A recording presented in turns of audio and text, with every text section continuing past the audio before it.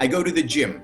What am I doing to my muscles? I'm actually breaking them down. But then if I rest after a month of training, I actually become stronger than I was before. That's anti-fragile. Now, our challenge going through these times is, yes, to be resilient, to be able to bounce back.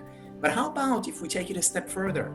How about instead of just bouncing back, we actually cultivate in ourselves stronger psychological muscles so that we're better able to deal with the world, with hardship, so that we have a bigger capacity to embrace joy and happiness as well. What do we do about this flood of emotions? What we do about it is we give ourselves the permission to be human, to experience the full range of human emotions. Because if we reject emotions, for example, if I reject my anxiety and I say to myself, Tal, how can you be anxious? You're supposed to be the happiness expert. Well, then the anxiety is only going to intensify.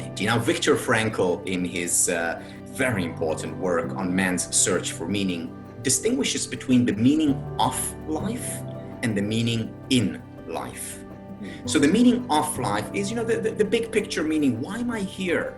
Meaning of life is not always accessible. What we also need is a meaning in life. And that we can find in our day-to-day activities. So finding that small letter M, in addition to the passive accepting and embracing the emotion, the combination puts us in a good place for well-being, as well as it also poises us for an anti-fragile process once this is over. In other words, for growth. Let's say you're listening to your favorite piece of music, and then you listen to your second most favorite piece of music. And then for the ideal, optimal, perfect experience, you take these two pieces of music and you play them together. And what do you get? It's cacophony, it's noise.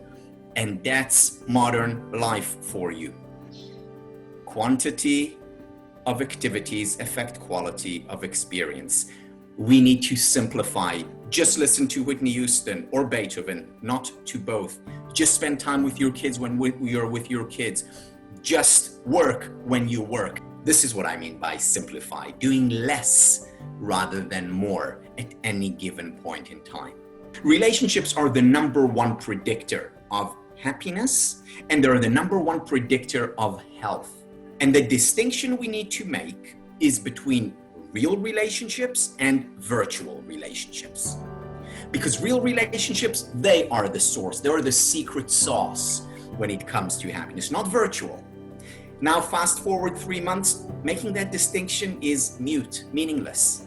Most of our relationships now are virtual. We need another distinction, and that is between superficial and deep relationships. I can have a Zoom conversation with a friend for an hour and really talk about what we're going through and share, or a phone conversation for that matter. Or I can just send a few emojis here on WhatsApp, and that's superficial. The former one is deep. And the deep conversation is what will yield all the benefits